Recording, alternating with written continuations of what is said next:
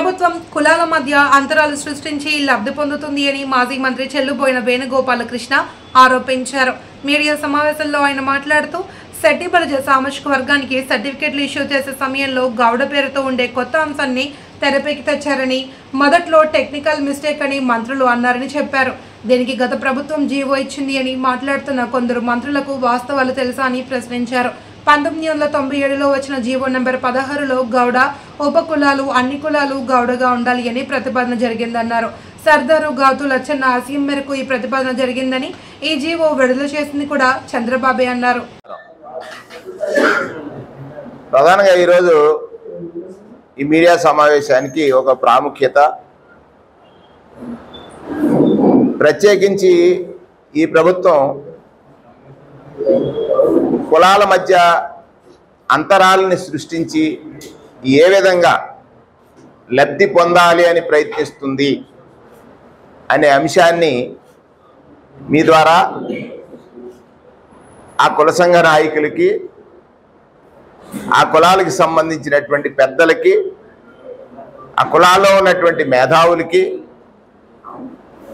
ఈ కులాల గురించి నిత్యం తప్పించి ఆలోచించేటువంటి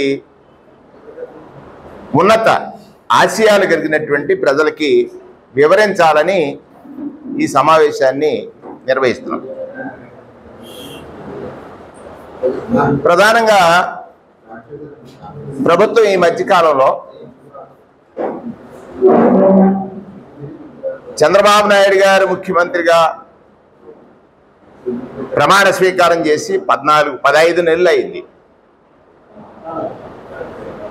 ఈ మధ్య ఒక మాస కాలంగా, ఒక నెల కాలంగా తూర్పుగోదావరి జిల్లాలో ఒక రచ్చకి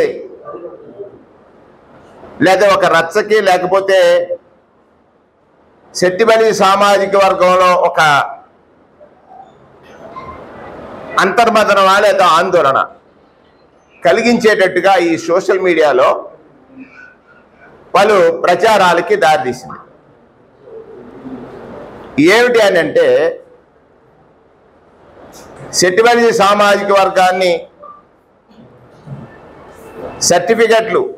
శెట్టిబలి సామాజిక వర్గానికి సర్టిఫికెట్లు ఇష్యూ చేసిన సమయంలో గౌడగా ముందు పేరు చూపించి గౌడ బ్రాకెట్లో శెట్టిబలిజ, గౌడ బ్రాకెట్లో శ్రీసేన, గౌడ బ్రాకెట్లో ఈడిగా, గౌడ బ్రాకెట్లో యాత, సిగిడి, అట్లాంటి ఒక కొత్త అంశాన్ని తెర మీదకి తీసుకొచ్చారు. అదే సందర్భంలో మంత్రులు కొంతమంది ప్రకటనలు చేస్తూ ఏమన్నారంటే, ఇది టెక్నికల్ మిస్టేక్ అని ముందుగా అన్నారు. మరొకసారి రిపీట్ చేస్తున్నాను, టెక్నికల్ మిస్టేక్, ఇది తొందరలో పరిష్కారం అవుద్దన్నారు. దాని వరకు ప్రాబ్లం కాదు. రెండవ సందర్భంలో ఇది సోషల్ వెల్ఫేర్ మినిస్టర్తో మాట్లాడతాం, ఇది సమస్య పోద్దన్నారు. దాని వరకు ప్రాబ్లం లేదు. కానీ ఇందులో తెర మీదకి తీసుకొచ్చింది ఏంటంటే, వైఎస్ఆర్ కాంగ్రెస్ పార్టీ ప్రభుత్వం, జగన్మోహన్ రెడ్డి గారి ప్రభుత్వం దీనికో జీవో ఇచ్చిందని, ఆ జీవోని బేస్ చేసుకుని ఈవేళ ప్రభుత్వం అంటే ఎవరైతే సామాజిక వర్గంలో ఈ ఆందోళన వ్యక్తం చేస్తున్నారో ఈ అంశానికి తెరదీశామనేటువంటి మాట వారు చెప్పినప్పుడు నాకు ఆశ్చర్యం వేసింది. నేనేమంటానంటే, ఇక్కడ వారు మాట్లాడేటువంటి సందర్భంలో వాస్తవాలు వీరికి తెలుసా? ఎలా ఆందోళన సృష్టించాలి, తద్వారా ఎలా లబ్ధి పొందాలి?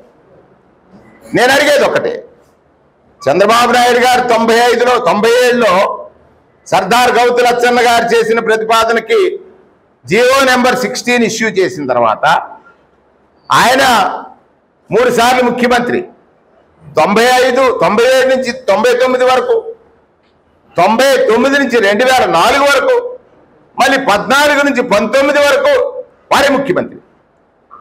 ఇక్కడ ఉన్నటువంటి ప్రజల యొక్క మనోభావం ఏంటి, ఎవరి కులానికి వారి పేరు ఉండాలి అనేటువంటి మనోభావం ఉన్న తర్వాత కాంగ్రెస్ ప్రభుత్వాలు కూడా చేయలే, వైఎస్ఆర్ కాంగ్రెస్ పార్టీ ప్రభుత్వం చేయలే. ఎప్పుడైతే ఈ మెమోను ఆధారం చేసుకుని చేయాలని ఎందుకు చేశారంటే, గ్రామ సచివాలయ వ్యవస్థ ఏర్పడింది, కొత్తగా జిల్లాలు ఏర్పడినాయి. మాకున్నటువంటి దృష్టి ఆ రోజు ఆ జిల్లాలకు ఏర్పడినటువంటి సందర్భంలో ఈ సాఫ్ట్వేర్ డిఫరెన్స్ని, సాఫ్ట్వేర్లో టెక్నికల్ ఉన్నటువంటి ప్రాబ్లమ్స్ మీద ఉన్నటువంటి దాన్ని కూడా లైఓవర్ చేశారు. వెంటనే మా దృష్టికి వచ్చిన తర్వాత మా ప్రభుత్వంలో ఎక్కడ ఇది జరగల. ఈవేళ అంటే ఈ కులానికి ఒక ఆందోళన కలిగించాలి, మళ్ళీ వాళ్ళే ముడేస్తారు, వాళ్ళే విప్పుతారు. ముడేసింది ఎవరు? తెలుగుదేశం పార్టీ. ముడేసింది ఎవరు? తెలుగుదేశం పార్టీ. ఈ గౌడాన్ని ముందు చేర్చి ఈ కులాలన్నీ బ్రాకెట్లో పెట్టింది తెలుగుదేశం పార్టీ, ఈ ప్రభుత్వం. మళ్ళీ దాన్ని విప్పి గొప్పగా చెప్పుకునేటువంటిది ఈ ప్రభుత్వం. ఇది చూసినప్పుడు ఇంకొక బాధాకరమైన అంశం ఏమిటంటే, ఇవాళ జీవో నెంబర్ 6 ఇచ్చారు. అంటే గౌతులచ్చన్న గారు హాస్యం. మొన్ననే పాప ఆయన గౌతులచ్చన్న గారు సర్దార్ అందరూ గౌరవిస్తారు. గీత కులాలే కాకుండా ఈ రాష్ట్రంలో రాజకీయ పరిజ్ఞానం ఉన్న ప్రతి వ్యక్తి కూడా గౌతులచ్చన్న గారిని గౌరవిస్తారు. ఈ జీవో నెంబర్ 6 ఇష్యూలో కనీసం గౌతులచ్చన్న గారి పేరు ప్రస్తావన చేయలే, జీవో నెంబర్ 16 ప్రస్తావన చేయలే. అంటే గౌతులచ్చన్న గారికి ప్రభుత్వ పరంగా ఘనంగా నివాళులర్పిస్తారు, ఆయన ఆశయాన్ని తుట్లు పొడి చేస్తారు. జరుగుతున్నటువంటి ఈ కులాల మధ్య ఐక్యతని దెబ్బతీయడం కోసం, ఒక కులం మీద ఒక కులానికి ద్వేషం సృష్టించడం కోసం ఈ నాటకానికి తెరదీసి దాన్ని ముడివారే వేసి ముడిని విప్పి సాధించినట్టు ప్రచారం చేయడాన్ని ఈ సందర్భంగా తీవ్రంగా ఖండిస్తున్నాం.